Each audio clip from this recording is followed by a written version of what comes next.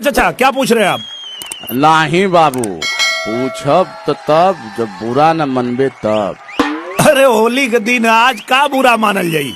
आप पूछा जोन पूछे के पूछा एकदम बिंदास। हाँ हवे तो तू अहिरे, लेकिन अहिर के नाम पर कलंक हवे।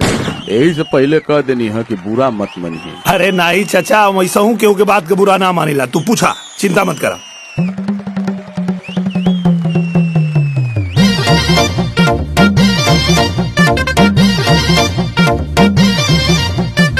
नाचे गावे के तो के चाही त काहे राजनीति में अइले।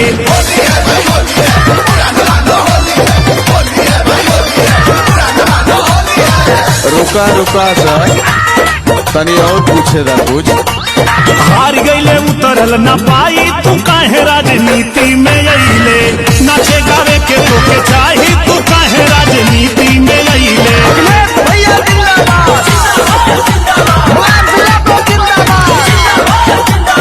एक मिनट, शांत हो जाइए, शांत हो जाइए। निरहू जी, इन्होंने तो बहुत बड़ी बात बोल दी, आप कुछ कहना चाहेंगे? जाने दीजिए इनको, क्या बोले, हमारे बड़े बुजुर्ग हैं, इनको हक है बोलने का। काहे रे बाबू, कुल बुद्धि हरा गई। नहीं चचा, जवाब तो दे देती लेकिन बुरा मान जी वालो। अरे बुरा का माने के हो तो खूने खानदान है। बोल बोल, का बोलत है? ठीक बात सुना। यूपीओ में लड़ी है वो पैसी, चचा अब चल रही हाल भैसी।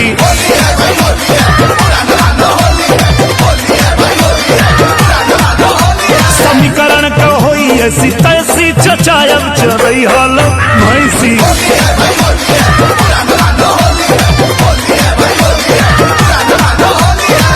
चचा कैसा लगल जवाब?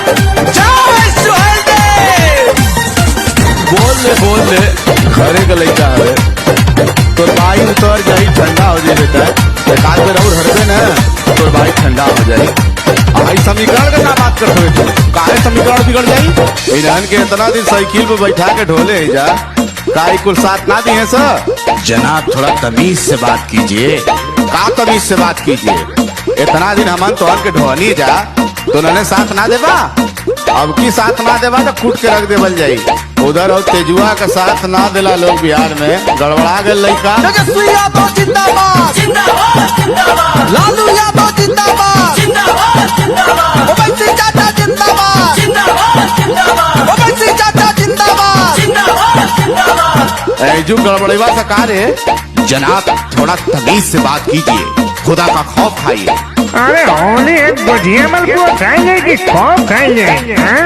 अरे सुनिए हमारी बात। बतावा तो ही बतावा इनके। हक के लिए जो हमारे लड़ेगा, बिरादर की सेवा बिरादर करेगा।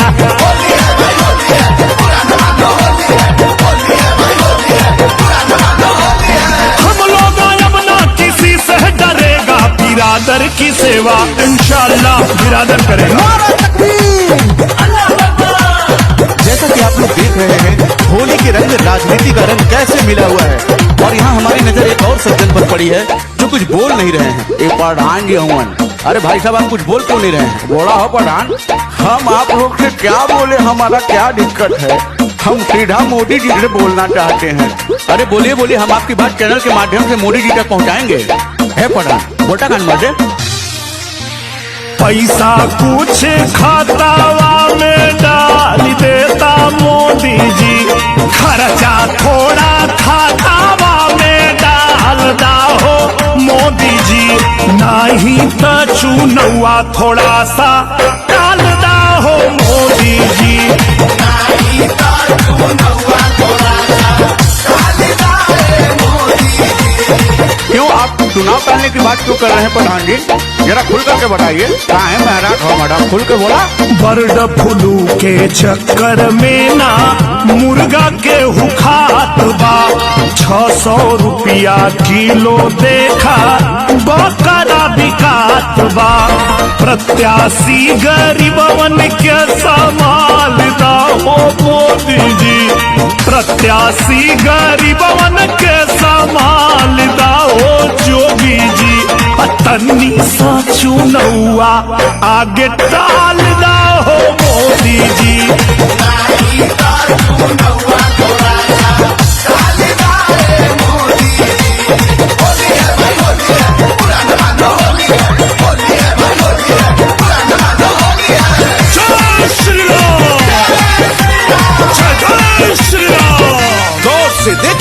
बच्चन को। इस होली मिलन समारोह में इनका अलग ही रूप है। कैमरामैन पनारू से कहना चाहूंगा कि बाबा की तरफ कैमरा घुमाएं। बाबा जी, आप कुछ कहना चाहेंगे? जय श्री राम। नए भारत का नव युग में नया निर्माण है मंदिर।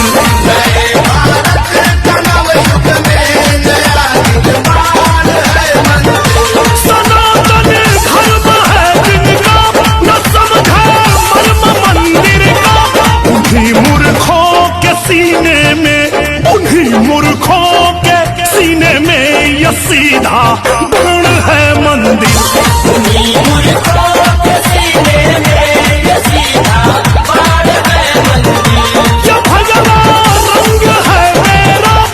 भगवा रंग है मेरा, ये भगवा रंग है मेरा, हमारा प्राण है मंदिर।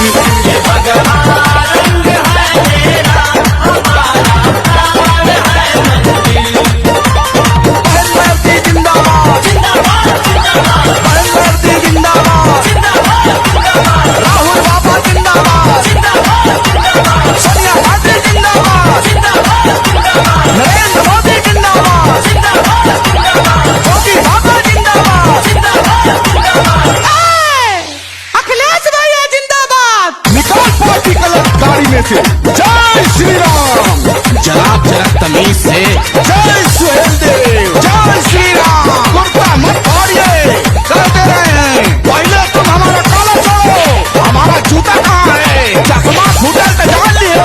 मोटी मोटी करके फेंक दे रही सज्जू जी में। मोटी मोटी तुम्हारा मोटी मोटी करके हम रोटी से खा जाएंगे। तो आज आज और आज कहते मान आज फैसला हो जाए। तो फैसला करने और आपका फैसला करने। जब हम तो खाए तो भाग में हाथ से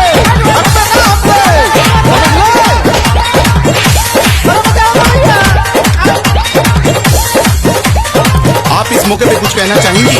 जैसा कि आप देख सकते हैं, ये सबका रंग सब पर चढ़ चुका है, इसलिए आप सब